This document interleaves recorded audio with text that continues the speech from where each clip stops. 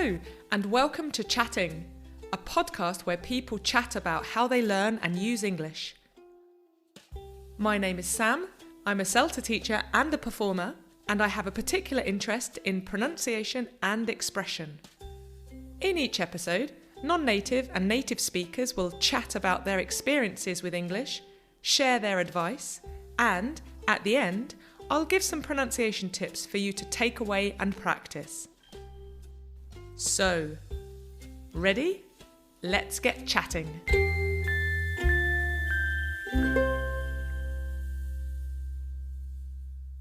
This episode, I'm chatting with Trevor. Trevor is an international opera singer.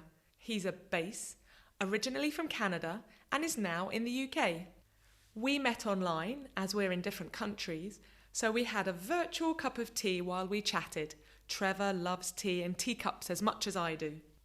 We chatted about discovering you have an accent, the challenges of singing in English, and being excited about new English vocabulary. But I started by asking Trevor to tell me a little bit about himself. Hello. Well, I am a Canadian living in London. I've been in Britain, since 2006, so nearly 15 years now. So I've lived up and down the country, really. I started in Glasgow, and then I moved to Leeds for work, which was a totally different experience. I couldn't really wait to get to London, and when the opportunity arose, it was a total joy, and there's no looking back. I love living here. So I'm an opera singer, and I love to knit, and I don't know what else to say really, but that's a good beginning. I think that's a great beginning, and you're a fantastic knitter. Let's go back to the very beginning then, Trevor. As a Canadian, how would you describe your English? Like, are you a typical Canadian, the way you speak, or is your English influenced by any particular region? Well, in terms of regions, if I'm totally honest, I think there's almost nothing perceptible in the regions in Canada. I mean, people from the Ottawa Valley would disagree, but that's one region, and it's very minor differences, in my opinion. Newfoundland is a totally different planet, really, linguistically. Mm-hmm. That's cool. But, growing up on Vancouver Island, where I did, my English was not really any different from the English in Toronto, where my mom's family was from. I don't think growing up where I did influenced my English so much, but I did when I was little. I went to private school for a few years, and there was a bit of formality drilled into me. Also, I think my family was a bit old-fashioned, so people might have thought that, I would speak in a bit of a fancy way or something. But in terms of accent, no. That said, don't take anything from the way I'm speaking now as a representation of Canadian English, because my accent has totally migrated and it's not really Canadian anymore. Do you think that your accent has changed? Have you had to modify the way that you speak, do you think? There are certain words that I've learned to stop saying, such as, oh, I really like your pants. To be really clear about things that mean different things in different countries. But I mean, apart from that, not really. But it has migrated. I have some Canadian friends who live in Scotland, one of whom, after a year of living there, had like a thick Edinburgh brogue. Wow. And his wife, still, nearly 20 years later, sounds like she's from Ontario. There's no hint that the Scottish is creeping in. So I think there's something in our personalities that, allows us to bring these elements in, or that we bend to accents that surround us. And for some people, it just doesn't happen. That's quite a choice, isn't it, to not allow the accent to infiltrate the way you speak, I think. Or is it that we're just not influenced so easily? I mean, is it just a sense of, this is who I am, I know myself, and nothing's going to change me? I don't really know whether it's nature or nurture. When you grow up, you speak a certain way and you don't think anything of it. And then when you experience different accents, you start to realize, and when you're surrounded in different accents, you start to realize, oh God, no, I do have an accent. My whole family has an accent. Yeah. And maybe it's growing up in Canada and there's a lot of American television that we experience all over the world. Mhm. And that sort of becomes normal English if you think of it that way. So I always just took my kind of speaking, my English as normal. When I think of Canadians and I think of the Canadian accent, I always think about where I would use the sound about, and Canadians would say a boot. I don't know why that's a thing that people hold on to. I mean, so when I first moved to Glasgow, and people would say, "Oh, what's that about? What's that about?" I'm like, "What are you guys say about a boot?" I can't even do it. It's like it's funny, but it's not a boot. I say about, but I have friends in Canada who say, "No, no, no, it's a boat. It's a boat." Like a boat on the So sea. a bit more like a boat on the sea. So I don't know. It is different. It's particular, but it is not a boot. People of the world, That's it right. is not a boot. And that's it. Within English, there are so many, again, dialects or even just accents and different turns of phrase. Mm, I mean, if you're not au fait with Twitter, there will be lots of turns of phrase that you just don't understand in sure. modern English. So this reminds me a lot of mid-Atlantic that we use, like Ah. particularly in opera, like classical singing, anything on stage that people will ask you to use a mid-Atlantic accent. So Ah. the thing is, it doesn't exist. People Mm. don't speak that way, except I would argue maybe I do now. Maybe I'm the exception to this. I'm genuinely mid-Atlantic. Maybe. But it's something to kind of describe an idea of a certain kind of English, a certain kind of speech. This leads really nicely on to my next question then. I was going to ask, as an opera singer, a native English speaker, singing in English, does that make it easier or harder for you?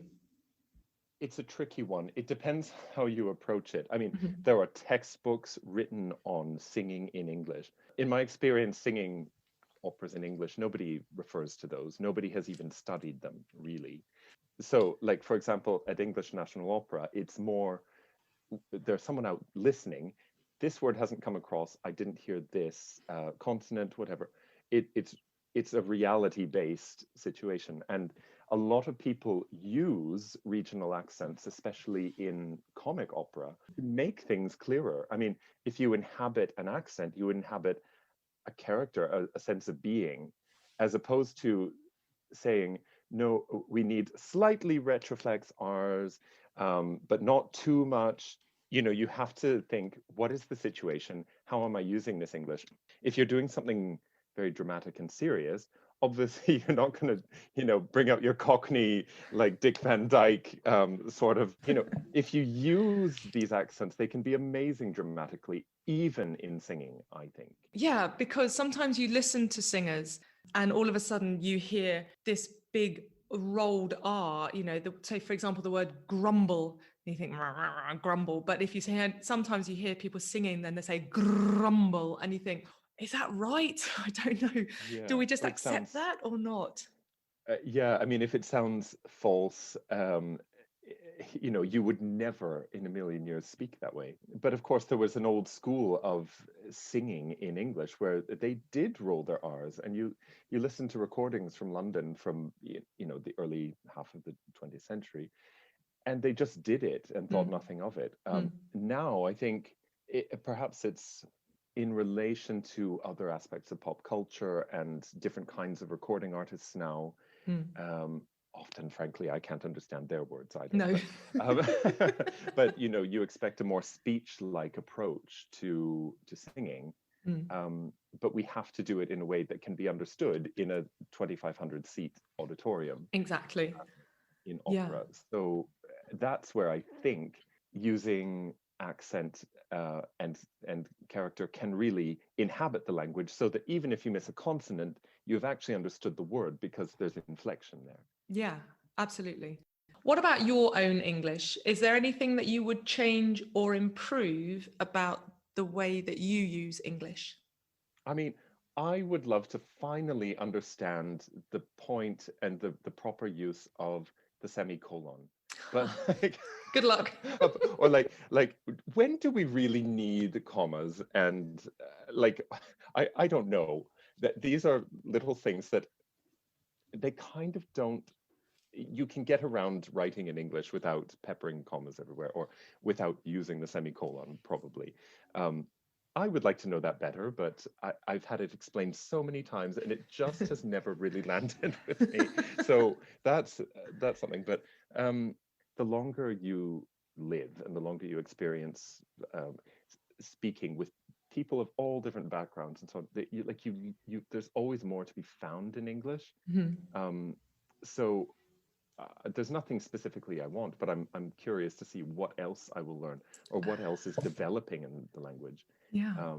Yeah, this can come from watching a television show or a play, or reading, or again just being on Twitter or something and reading what people are writing, Yeah. because it's quite illuminating to see in that sense how language is changing on the street.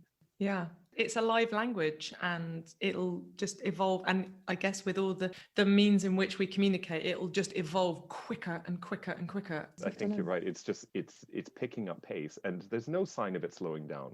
I think back to my grandparents, and they were sort of disdainful of how we would speak and how things were changing, and change, and people don't speak the way they used to. They can't handwrite anymore. But as long as you embrace it and you enjoy it, and I love when people introduce a new word that is kind of hilarious. I love it, and as long as you embrace it, there's no problem with the language changing, I think. I think that is gorgeous. Thank you so much, Trevor. Is there anything that you'd like to add that we haven't maybe covered that you've been thinking about? Well, I don't know. I think if you're learning English, one of the things to watch out for and to really pick up on and enjoy is irony and sarcasm, because I think it's used in English in a way that doesn't really come up in other languages. Even in, North American English, it doesn't exist in the same way that it Right. exists in Britain. And that's where the fun of the language is, and that's where you'll start to really enjoy the more you know, I think. Absolutely. Well, will you though? Yeah. Oh yeah, I'm really going to enjoy Really? that. Thanks for that. Yeah. That is Yeah, true. It is a whatever. particular, yeah. Yeah, whatever. I think Trevor is right to be excited about the future of the English language, so let's be open to discovering new vocabulary. As we said, English is a live language, always evolving, and technology means that it'll evolve at a faster pace than before. So let's all enjoy the journey together. So, this episode's pronunciation tip is an expression tip linked to Trevor's final advice: learning how to identify and maybe use irony and sarcasm.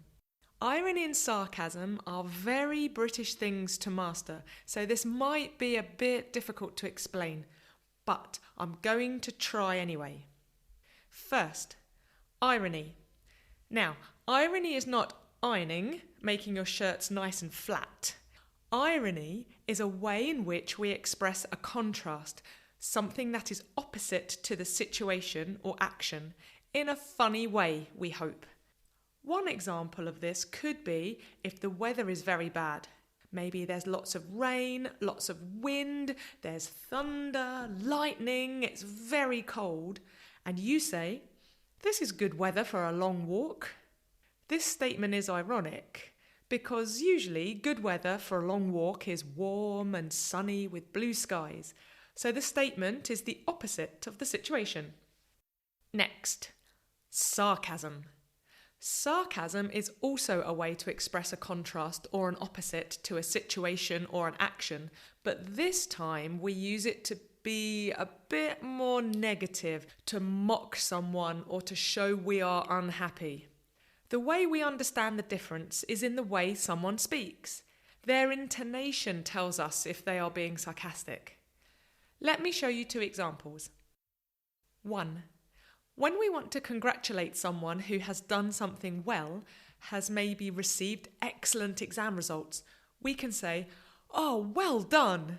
We are happy for them and their achievement. When we want to show that we are not happy with their work actions, maybe they break something or forget something, we can say, "Oh, well done." For example, A, "I lost my bus ticket again." B, "Oh, well done." 2, we can say, "Really?" to show that a person has given us new information, maybe it's surprising, and you're interested. "Really? I didn't know that."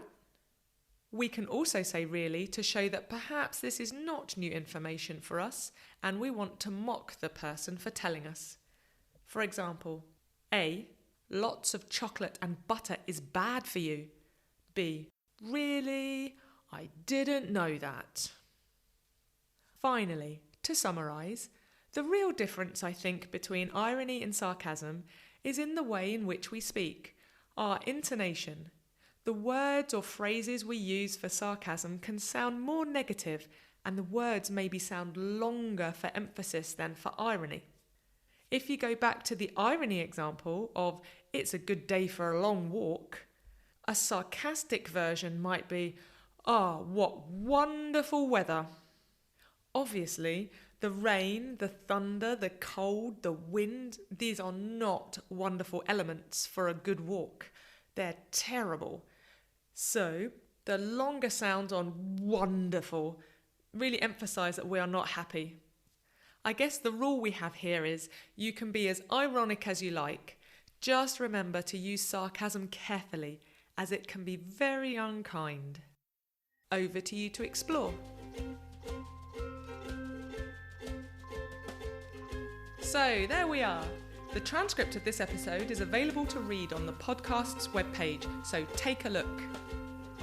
Join me next time for more pronunciation and grammar tips, more advice, and most importantly, more chatting. My thanks again to Trevor, and for her music, a massive thanks to the wonderful Mara Carlisle. Bye for now.